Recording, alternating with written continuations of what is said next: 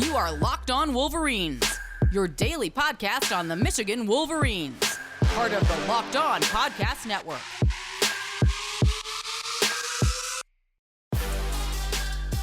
Happy Wednesday. As promised, we are back with a big guest, and we're going to open up with him. But before we do, with Locked On Wolverines podcast, part of the Locked On Podcast Network, where it's your team every day. I am your man on the ground, Isaiah Hole, publisher of Wolverines Wire through USA Today Sports Media Group. But as promised, we have Johnny Avello, the man over at DraftKings Sportsbook. He's the guy that runs it all. So, Johnny, thanks for joining us again, man. Super excited to have you. Hi, Isaiah. Good to be with you again. So, Michigan basketball is obviously what we're going to talk about, because as much as I'm sure that some sports books have some spring football props and whatever, obviously that would be ridiculous. So let's get into a little bit about the state of the NCAA tournament, especially as it pertains to Michigan basketball. I don't think a lot of people expected Michigan to make it to the Sweet 16. I had Michigan going into the Sweet 16 in my bracket personally, but that's where it ends for me. For you, as someone who's been following along with all of this, obviously you're looking at the betting lines. I know that Tennessee was favored in this last game. Are you surprised to see Michigan here first and foremost? Well, first of all, Isaiah, let's talk about the tournament as a whole. I said this was going to be probably the biggest event of all time for sports betting, and it's sure shaping up to be that. The handle on the first 4 days of the tournament, last Thursday, Friday, Saturday, Sunday, was off the charts. And the customers, I guess, couldn't wait to get this tournament back to being normal. When I say normal, that's playing the play-in games on Tuesday, Wednesday, the tournament starting on Thursday instead of Friday and playing on Monday. And, everything being as it was in the past. And so far, it's lived up to my expectations. Now for Michigan, we coming in, there's very few teams that have a 17-win record that make it to the tournament.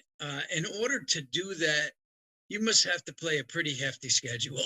And that the Wolverines do, and did during the course of the year. The first game against Colorado State, they were behind most of that game, then finally started to run their offense towards the last 6-7 minutes of the game, pulled ahead, and they were in good shape. The Tennessee team they beat, that's an extraordinary win.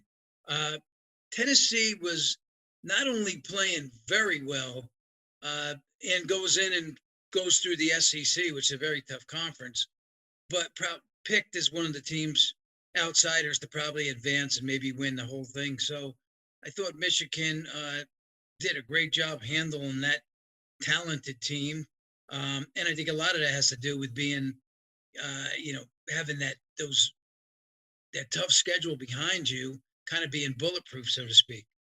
Now with Tennessee, I was looking earlier at what you had as Michigan's odds to win it all. Where was Tennessee's odds to not just to win that game, but to win it all before Michigan came in and upended them? Do you know offhand? You don't have to. If you don't know offhand, then no. Tennessee's odds were around the 18-1 range. That's where they were sitting. They were 40 probably 2 weeks prior to that. So they took significant drop. There was plenty of play on them, not only to win it all, win the region, and advance to the Final Four. Now, like you said, the breadth of the tournament has been really interesting. It's interesting seeing teams like Kentucky go down.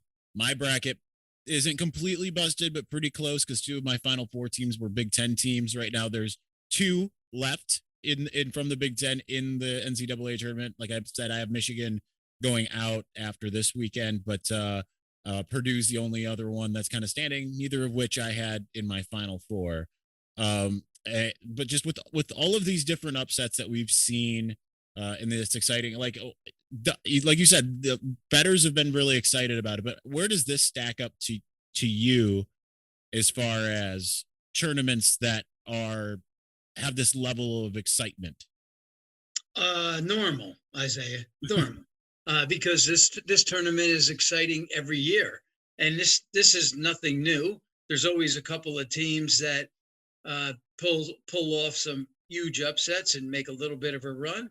When you do look at this tournament as a whole, you still have Houston, Arizona, Arkansas, Gonzaga, Duke, and Tech, Michigan, of course. A lot of these teams, and then on Friday, you've got North Carolina, UCLA. These are all teams that we're very familiar with.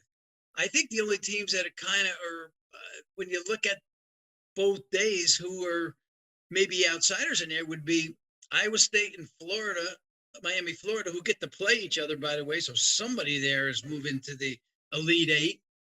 And that St. Peter's team, that they're the other outsider. But I don't think anybody's that surprised to see a Michigan team in this spot.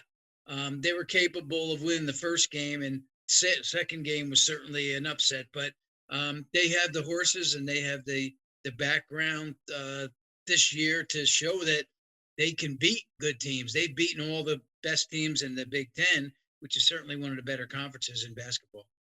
Now, with that in mind, you had Michigan at the beginning of the season as plus 1,400 to win the entire thing. Now they're plus 6,000, which I think is absolutely fair given the trajectory of this team.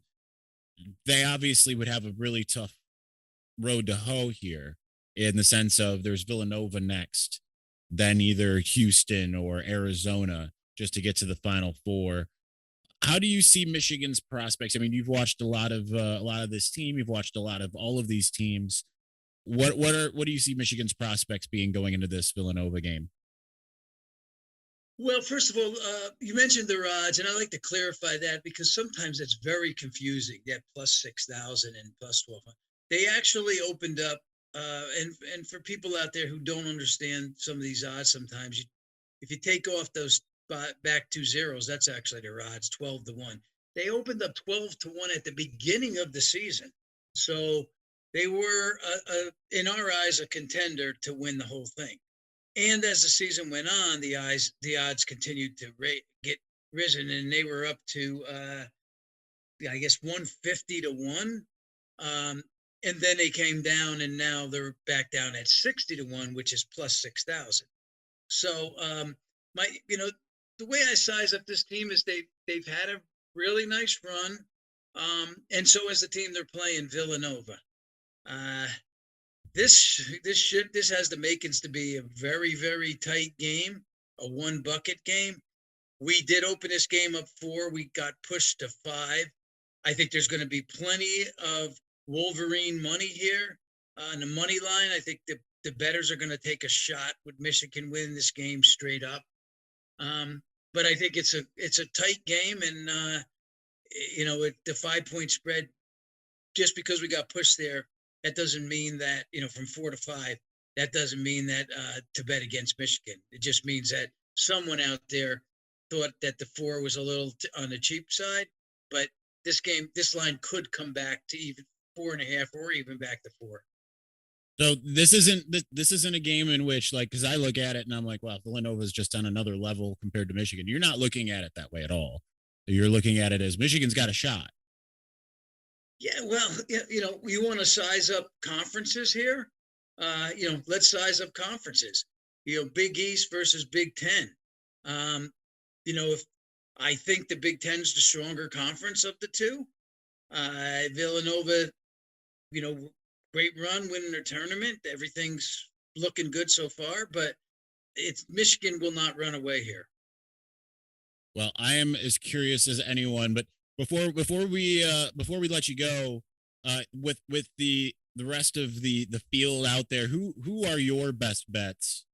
Not necessarily who's got the best odds, of course, but who are your best bets if someone's placing a late wager on a team to either make it to the Final Four or win it all?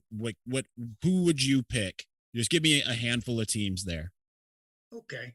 Well, Houston's playing Arizona. I find that an interesting game. I think Houston, who had a tremendous year, as well as Arizona. I think I think Houston's live there. I mean, anybody could pick a 1 seed, but I think Houston's an outsider that could do a little bit of damage. Duke's on their last run with Krzyzewski. I know they want to play hard for him. It's rare to find Duke as a favorite at this spot, but they are, an underdog. They are an underdog here at the Texas Tech, a 1-point underdog. St. Peter's has had a remarkable run, and I think everybody will be rooting for them. But, this is a tough task here. They shot over 50% against Kentucky from normal shooting and over 3-point land.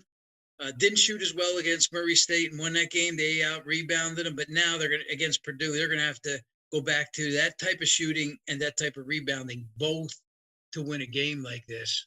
And then Providence, to me, is another team that's kind of live. I know Kansas is in an easier bracket, but I don't think Providence is scared to play Kansas here. I think this could be another one of those really tight games. So I think there's some dogs still in this tournament that are live. Got to get by this round here. They could even do further damage, but they're up against some really hefty matchups. Well, I am very excited to see how this next weekend, I guess starting on Tuesday or Thursday tomorrow, how this all plays out. Definitely want to have you back, especially if Michigan can find a way. Definitely want to continue to discuss what the smart plays are. Johnny, thank you so much for joining us again, man. I really, really appreciate it. You're welcome, Isaiah. Have a good day. Fun week. Indeed. It's Johnny Avello, head of DraftKings Sportsbook. Appreciate him coming on and giving us some insight as to what we can expect. I did not anticipate that he was going to be as bullish on Michigan against Villanova, because you look at the stats, it just doesn't really.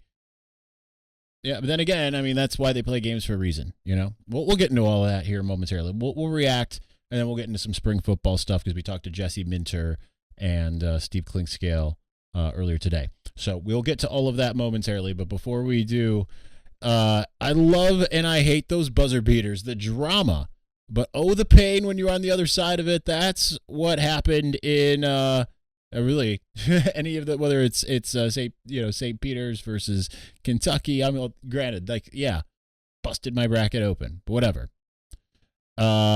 Stat Heroes NCAA single game pick'ems pits the star players against each other, an amazing hybrid between fantasy and sports gambling. Take control back from those handicappers that always seem to have the advantage. Start focusing on the players you know best with the gameplay that doesn't rely on big spreads, long odds, or funky props. Stat Hero gives you the advantage, resulting in their gamers winning 4 times more often. Why? Because Stat Hero eliminates the mystery about who or what you are going up against. In addition to their pick'em games, they also have dozens of lineups that you can comb through to take on head-to-head. They simply post sets of players for you to take on with a set of players you choose. Stat Hero is the easiest and fastest way to get your sports action fix. The simple, sleek gameplay will have you playing in minutes. This is what daily fantasy was meant to be. So sign up for free right now. StatHero.com/lockedon. Use the promo code LOCKEDON for a 100% deposit match. That's StatHero.com/lockedon. Promo code LOCKEDON for a 100% match. StatHero.com/lockedon. Promo code Locked On. Terms and conditions apply. Also want to tell you a little something about Built Bar. You all know how much I love Built Bar. I have bought dozens of boxes of my own money, my own volition, despite them being a sponsor, because I believe in the product that much. It is something that I just get super into, obviously. If you don't know what it is, it's a protein bar that tastes like a candy bar. It's high protein, low calorie, low carb. I can have 2, and it can be a meal replacement with 230 calories, or 260 calories rather, and 40 grams of protein. Everything I need is probably what I'm going to finish out my night with tonight, since I'm close to my caloric limit, and I think it's about the same amount of calories as my protein shakes. So there. So that's the great thing about it. So join me in my love for Built Bar. Go to Built.com. Use the promo code LOCKED15. That's Built.com. Promo code LOCKED15 to get 15% off of your next order of Built Bar.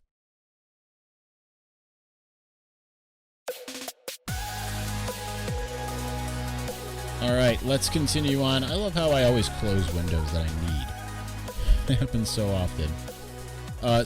Johnny was obviously very bullish, saying, hey, Michigan played that really, really hard schedule. It's kind of prepared them for the tournament. 19-14 team now.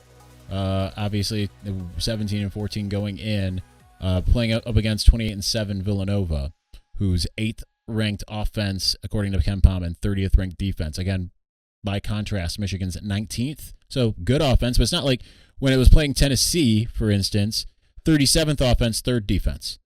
But we've seen Michigan obviously have luck against good defenses, and against good offenses, we've also seen them, because like, hey, you look at Ohio State, 13th ranked offense. Not ranked quite as highly, but 13th ranked offense slowed them way down. Iowa, one of the 2 times they played, were able to slow down the 3rd ranked offense. So Michigan does have that experience, and I do think that is something that is important. Purdue, the number 2 offense. Michigan, obviously, defensively, were able to clamp down. So, but I think the difference is when you look at some of these other teams, Tennessee was pretty balanced for the most part. Iowa's and Purdue, not balanced. Their defenses aren't nearly as good. Illinois is balanced 30-25, but again, Michigan didn't beat them either time.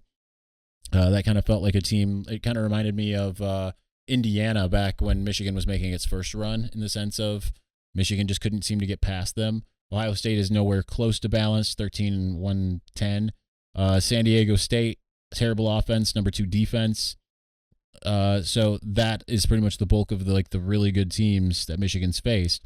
They haven't seen a balance like this. So that in and of itself plays a difference.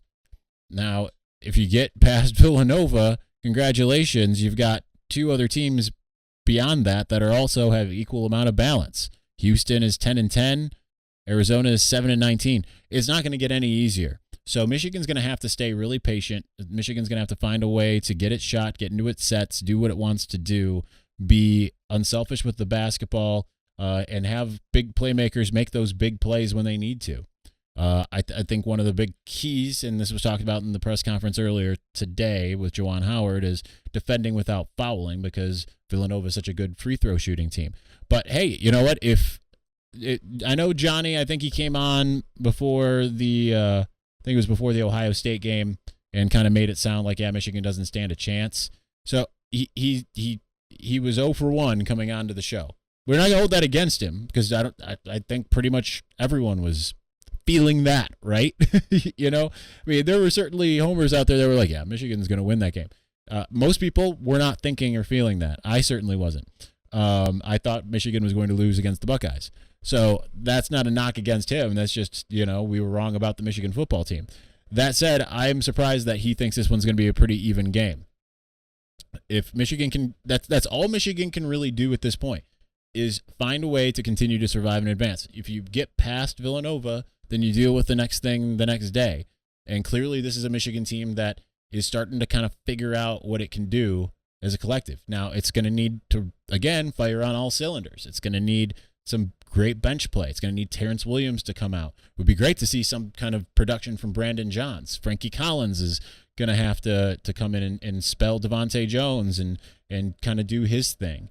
And if they can get those 3 guys and maybe like an extra 3 or 2 from Kobe Buffkin, then that's going to be a big help.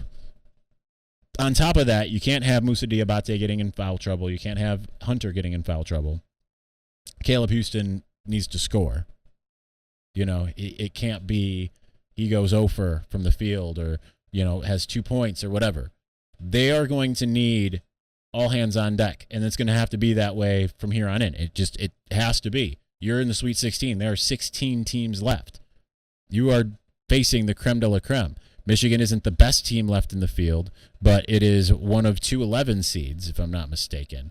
And then there's only a 10 seed left in Miami, and then an 8 seed in North Carolina. The rest of them, high-end seeds. But again, Michigan playing in the Big Ten, that can help them against a Big East team. Probably not going to help against Houston. Maybe. I mean, there aren't a lot of American teams that they have to face, but Houston's obviously really, really good. But if it's Houston, then there's that. Pac-12, that's a little bit tougher. But nonetheless, it's going to be some tough sledding from here for the Wolverines. They just survive in advance. That's all they need to do. And get production from where you can get it, and have multiple guys do things and then continue to play the style of defense that really helped you in these last couple games. It was great seeing these multi-minute droughts against Colorado State as well as Tennessee. And I mean, we saw that near the end of the season too with Ohio State that just could not seem to get much of anything going. All right, so let's talk football here for a moment because obviously we got some. We talked to Jesse Minter, Steve Clinkscale, lots of really great stuff coming out of that. We'll give my takeaways from that. But listen, this episode is brought to you by Rock Auto. With the ever-increasing numbers of makes and models, it's now impossible for your local chain auto parts store to stock all the parts you need. Why endure often pointless or seemingly intimidating questioning and wait while the person behind the counter orders the parts on their computer, choosing only the brand that their warehouse happens to carry? You have computers with access to rockauto.com at home and in your pocket. Save time and money when using Rock Auto. Rock Auto is a family business serving do-it-yourselfers for over 20 years. They've served me. I saw an email from them the other day. I'm like, that's right. I haven't had any problems with my car, so I haven't. My Durango has been beautiful, so I haven't had any issues. My Cadillac, it's going to Rock Auto every month. But they have everything you could need: brake parts, tail lamps, motor oil, even new carpet. So go to rockauto.com right now, see all the parts available for your car or truck, right locked on in their How Did You Hear About Us box so they know we sent you. Amazing selection, reliably low prices, all the parts your car will ever need. rockauto.com. Also, the NCAA Tournament, full swing. Sweet 16 starts tomorrow, Thursday. Very excited about that. From all the latest odds, contests, and player props, BetOnline.net is the #1 source for all your sports betting needs and info. BetOnline remains the best spot for all your sports scores, podcasts, and news this season. It's not just basketball. BetOnline is your continued source for all your sports wagering information needs, including live betting and your favorite Vegas casino games. Head to the website today or use your mobile device to learn more about the trends and action. BetOnline, where the game starts.